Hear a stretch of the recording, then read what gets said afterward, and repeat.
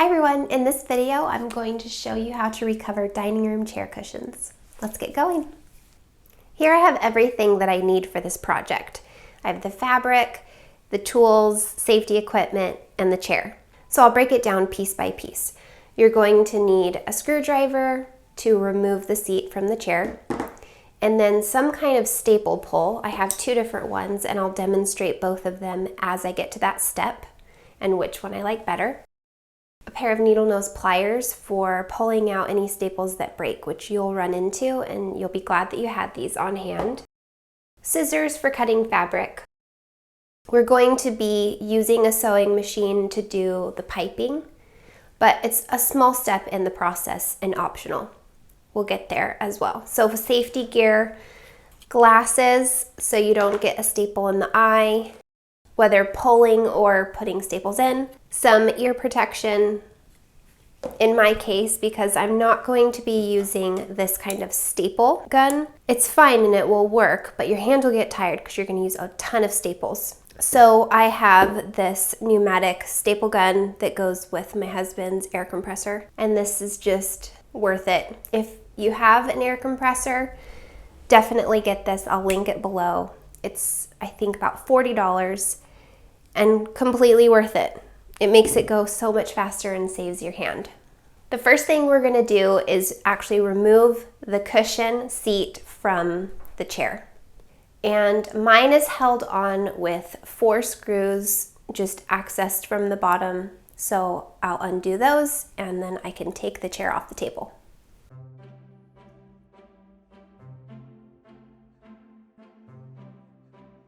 When you take all your screws out, make sure you set them aside somewhere in a little dish so that they don't get lost.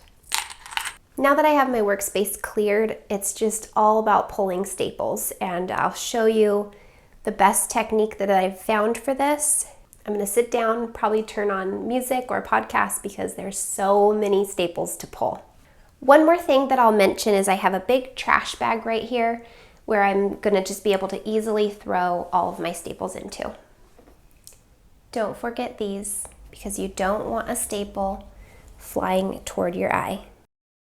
Here are my 2 tools that I use for pulling staples. This one I found in the staples section at Home Depot, and this one I think is more of a tack puller, and I like this one better. It just seems to get under the staples that are very flush, and this one works well with ones that have a little bit of a gap under them. So I'll show both of them. You can see this staple is raised up a little bit, and this will go in there pretty well and get it out. Here are some other ones that are not completely down. I mean, that one was super easy. And you're gonna have to really get forceful with this. See, this one's more flush and I have a harder time getting it in. And this one just slides a little bit more. So if you have a staple like this where you can't pull it anymore, this is where you're going to be using the needle nose pliers. And the best method I've found is to grab onto it and then turn like that. So again, this will go in and that'll pull out really easy. But if we are getting to ones like this is very deeply embedded, and I just have a harder time getting this in versus this tack puller. I feel like I can get this one in there, and this one I'll put one of these little teeth in there and then I'll press down in a turning motion like this. But it often leads to this. So what I do is I'll work in batches and I'll go around and just get half the staple out. Then I'll go back with the pliers and take all the rest out.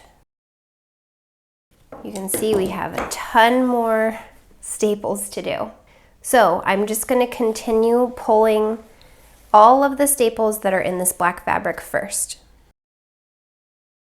The next layer to remove is the piping and this little strip of cardboard.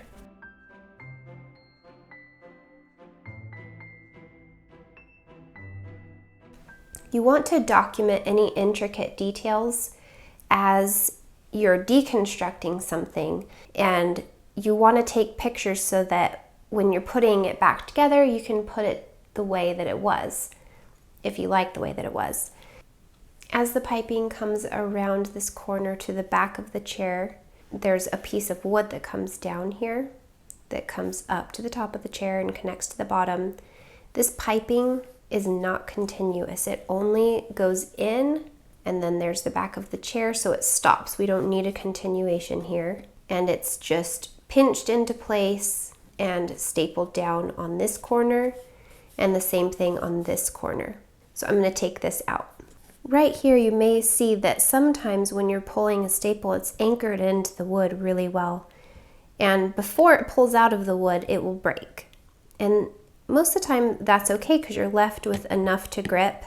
So I just put it with the pliers and do that same turning method. And I just try to be gentle so it doesn't break off even more. Now here's the big chore. You can see how many staples came out of the piping. We have 2 to 3 times more holding the fabric. I don't know why this fabric was cut directly on the staple line, but it's really functioning as stitching it to the wood. I really believe that all the staples need to be removed because when you're going back in there, you don't want to hit staples and crumple up your new staples going in. And I just want to reduce the bulk as much as possible. So I recommend taking out every single staple.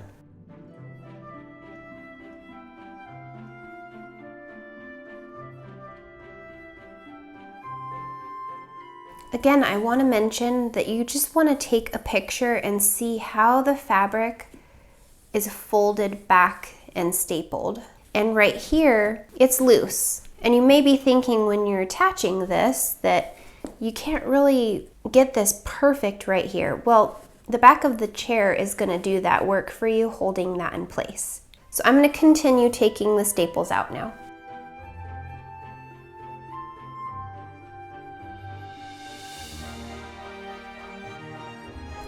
Now that all the staples are removed, the fabric comes off and we're just left with the cushion.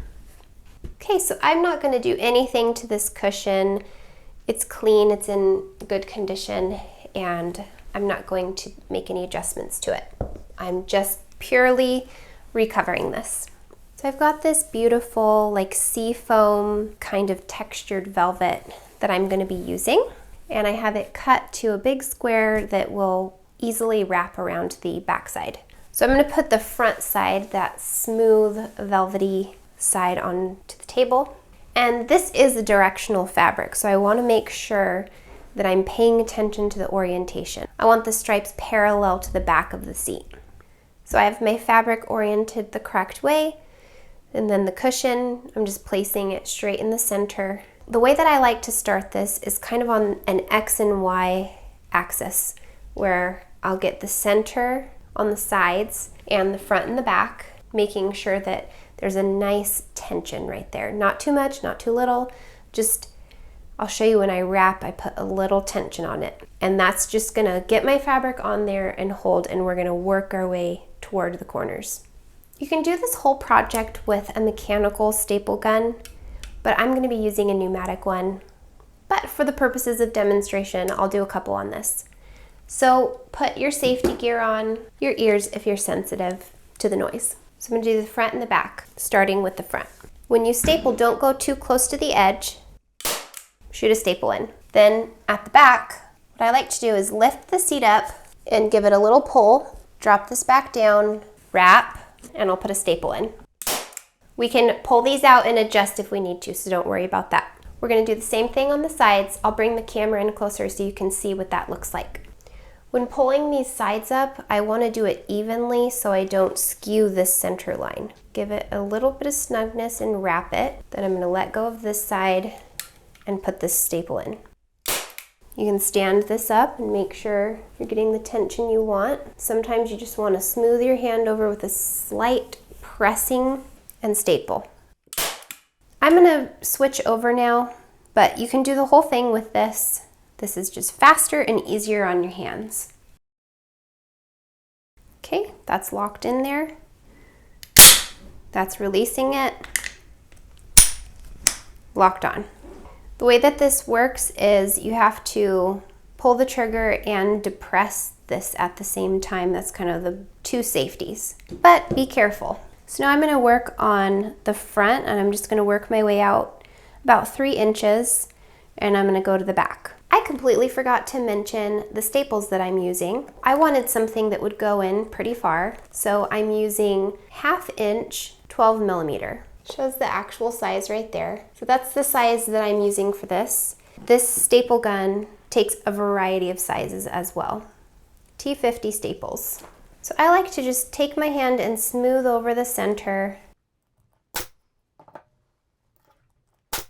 And then I'll do the other side.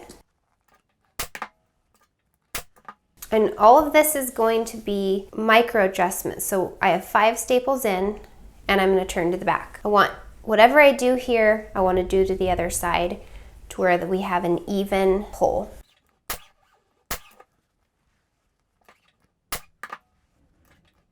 This is nice, got a nice tension on it, and I'm going to start pulling outward on the sides. As we work our way out, the tension on this front is going to be increasing. Okay, do the same thing to the other side.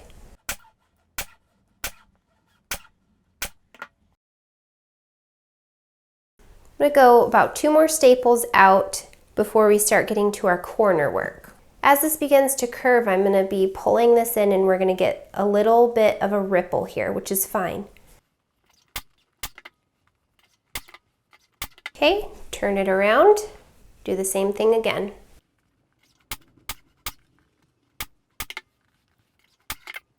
All right, this tension is really nice right here, wiggly, but we haven't begun working into there. Go to the sides now. So we're here on this corner, and we're going to start working our way in till I get to about this section. Strong corner, and I have a little bit of a dip right here. So with this, I'm just going to smooth my hand over it. My last staple's here.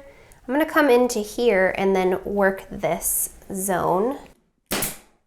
And here you kind of want to, if you have a little ripple, you want to split the difference and go in between.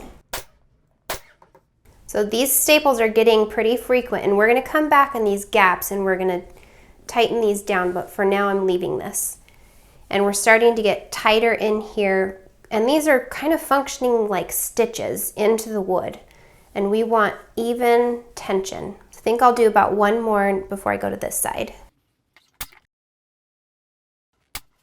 Okay, now we're really getting close to that corner. Pull diagonally, round that corner, and get your first staple in. Now, we don't want a ripple visible, so we need to kind of create little pleats on this underside that pull the fabric evenly. Grab a pleat. It's not actually pleating on the curve, it's just right here, and we're pulling tension from 2 spots. I'm gonna staple right on it. Do that same thing again. You can angle it either way. I'm just gonna pull it and tack that down, and then we just have this last remaining. You can really pull it to create 2 micro folds right here. Okay, so we have that nice and smooth. We need to get rid of this pleat on the edge. So we're gonna do that same thing. So right here I'm getting a little pull, and I kind of want this staple out so I can adjust a little bit more.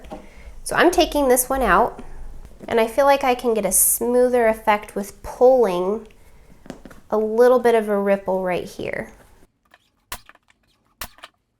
All right, I like the way that that looks, and I'm going to trim all this up later and maybe add a few more reinforcement staples later, but for now I'm happy with this corner, and I'm going to move on to the next one.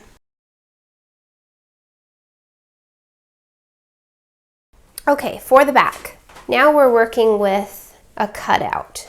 This makes it a little more complicated, but I'm just going to be focusing on getting close to the corner, and then we'll address this. Same technique of working toward the corner and stapling along the way. Okay, we have to keep track. We need to make sure that we're not accidentally stapling into nothing. We need good fastened staples. Okay, here's my point. I'm gonna get pulling in, finding that point, pulling this and feeling where is the wood. So I'm gonna put one right here. Oh, that one looks messy. Take a messy staple out. It's not doing its job. Okay, we need to balance this pleat.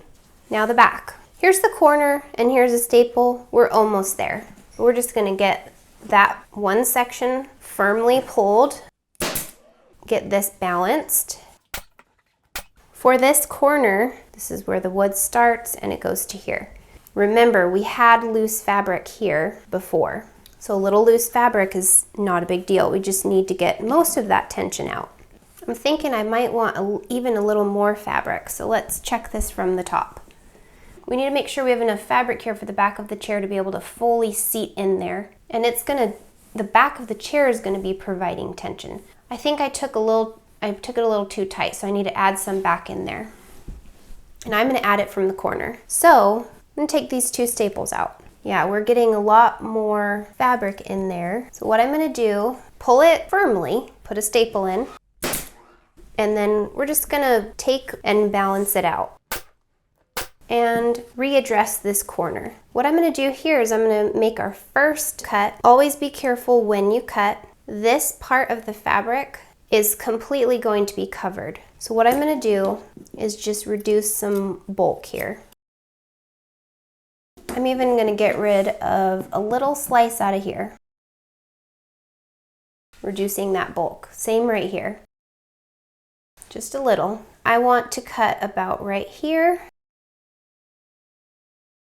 and just take out this wedge. The edge of our wood is right here. You may even want to put one other staple in and staple. Okay, everything is secured right here, and I'm happy with the amount of fabric right here. So I can cut away some of this excess. But don't cut too close to your staples, especially with a loose woven fabric. This one is not loose, but if it was loose, you don't want tension over time to just pull the fibers through the staples. Okay, with this corner done, I'm gonna do the same thing on this one, and we can go ahead and try a different method here where we're starting with this notch. So let's just start with that notch, imagining the chair coming through here, applying tension and stapling. Then we'll work our way out and around. We have our preliminary staples in everywhere, and this is when you're just gonna go around and check from the top that everything is how you like it, your tension is correct. If anything bothers you, now is the time to tweak. I really like the tension on the back. I think I want more tension right here on this curve. So I'm gonna take out probably 2 staples on each side and see how this affects this. I might be tightening this up just a little bit. Yep, I can see I'm gonna wanna tighten this up.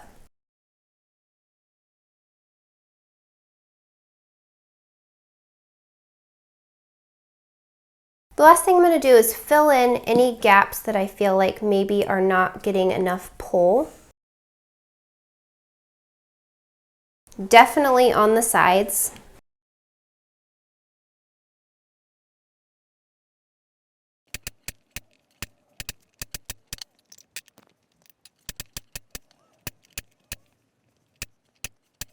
Okay, everything is stapled down how I want it, and I'm just going to go ahead and trim all of this excess fabric. Keep at least maybe 5/8 of an inch.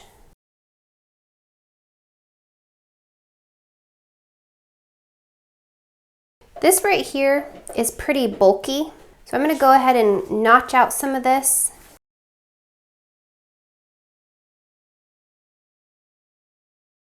Now with some of this reduced, I'm going to make some layers and tack it down.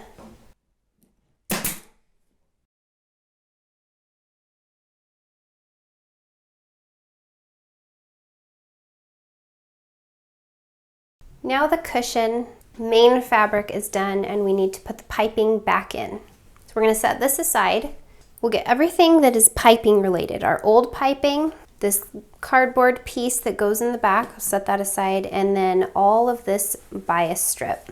This goes along the back and I'm reusing this piping. It's so easy to remove and it's exactly the length that I need. You can use these as guides of how much fabric you need.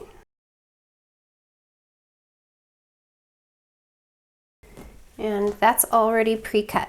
Take this over to the sewing machine and with the wrong side touching the piping, I'm gonna use my piping foot. I'm just gonna sandwich this in there and run a basting stitch along the whole thing for all of this.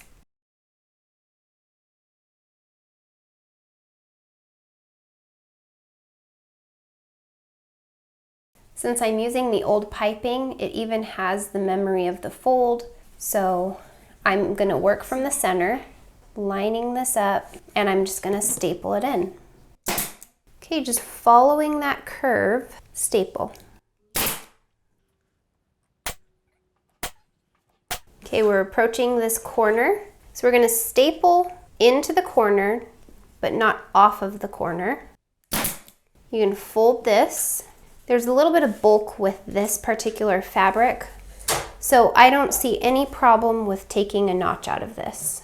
Okay, with that notch, that's just your fold point and it just reduces the bulk a little bit. Point this straight back along that line and then place a staple. And that's one in there. We'll do the other side.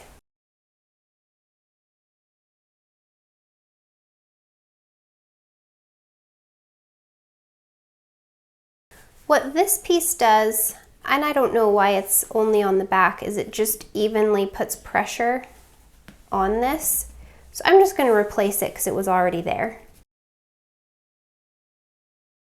Now we're going to start working our way with this big piece of piping. This is a very exaggerated corner, less than 90 degrees. So I am going to definitely clip this one. And I want to start this line first. Find the wood, fold this in place. Now that one's in and I'll continue all the way around.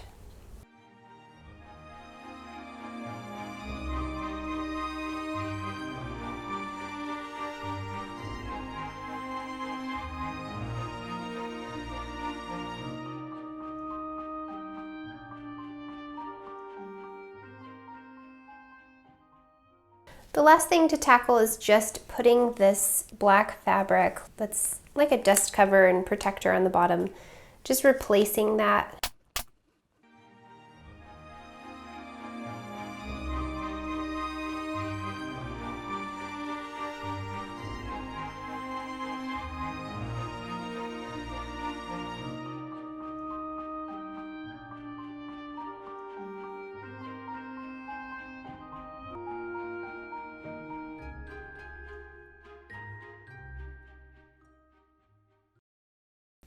And here is the finished cushion. It's so pretty, exactly what I'm wanting for the design that I'm working on in my living room, dining room area. And I'm super excited about how much all of this costs for me. Anyone who loves a deal will enjoy this. I found these chairs, a set of 6. I had a set of 4 and I wanted 6, and spent a long time on Facebook Marketplace and I found the set of 6 for $240. And then the fabric for all of the chairs was $60 total. So the whole project for 6 chairs, $300 total, $50 a piece. I'm so excited because I feel like they look so fancy and the chairs were in perfect condition. So I'm really excited with this project and I hope that you enjoyed something slightly different than a sewing project, but fabric related. So just let me know down below if you liked this video. You can give me a thumbs up. You can also subscribe to my channel and click the bell alert next to it to be notified anytime that I post a video. Until next time, go get creative and upholster something that you love. Bye!